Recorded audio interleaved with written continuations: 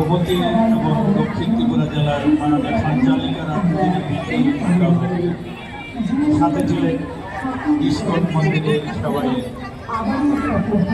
মাধবজী মহারাজ। প্রধান অতিথি রূপে ছিলেন গোমতী জেলার মাননীয় সভাধিপতি দেবল দেব রায় মহাশয়, সাথে ইয়ংসি চেয়ারপারসন শীতল মজুমদার সহ আমাদের পুলিশ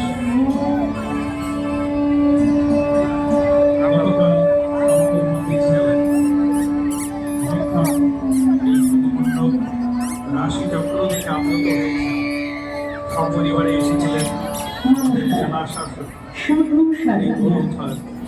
এই মুহূর্তে আগত সকল পুণ্যার্থী ও দর্শনার্থীদের জুয়েল ক্লাবের পক্ষ থেকে জানাই শারদ শুভেচ্ছা ও অভিনন্দন।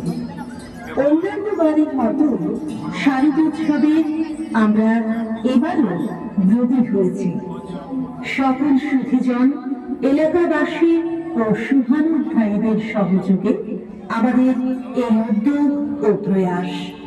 আশা করি অন্যান্য বারের মতো এবারের উৎসব মুখরতা নান্দনিক হয়ে উঠবে।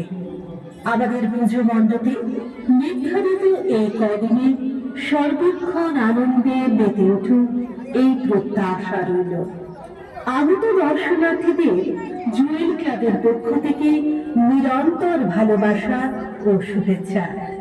এই শুভ মুহূর্তে মায়ের কাছে আমরা প্রার্থনা করি, মাগো আমাদের জ্ঞান দাও, বিবেক দাও, বৈরাগ্য দাও, শক্তি ও সাহস দাও, সর্বজীবে কল্যাণ করো। আমাদের এবারের পুজোর থিম পরিকল্পনায় ক্লাবের সহ সম্পাদক শ্রী বিমল মজুমদার।